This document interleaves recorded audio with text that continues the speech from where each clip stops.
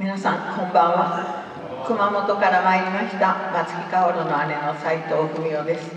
私は本当に皆様方の今の家族の言葉、私も同じですけれども胸が痛みます。何度聞いても悔しいです。私の母もですね、亡くなる前にもう本当に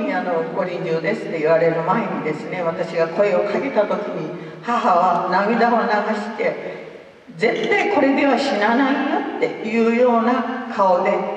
絶対に私は死んでも薫を日本に必ずあなたたちに送り届けるっていうような顔をしました。本当に目力がある方だって古谷大臣がお会いした時におっしゃってくれたことを思い出します。本当に私は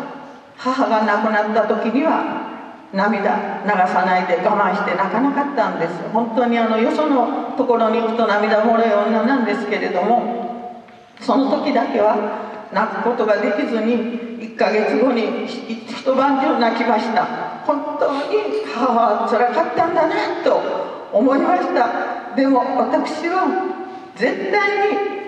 にみんな元気で向こうで暮らしているんだ、必ず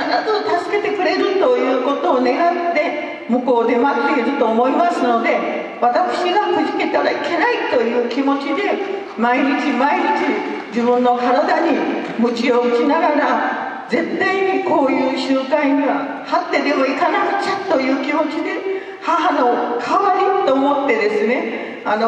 は来ております。もう本当に待ち長い時間ですけれど、みんなが帰ってくることを私は願っておりますので、どうか皆様この私たちのその辛い気持ち一緒に分かち合ってですね、ここにみんなが揃った時に喜びで湧いていただきたいという気持ちがありますので、どうか末永く応援してくださいというのもおかしいですけど、早く解決したいんですが、解決できる日までどうぞよろしくお願いしたいと思っております。どうぞよろしくお願いいたします。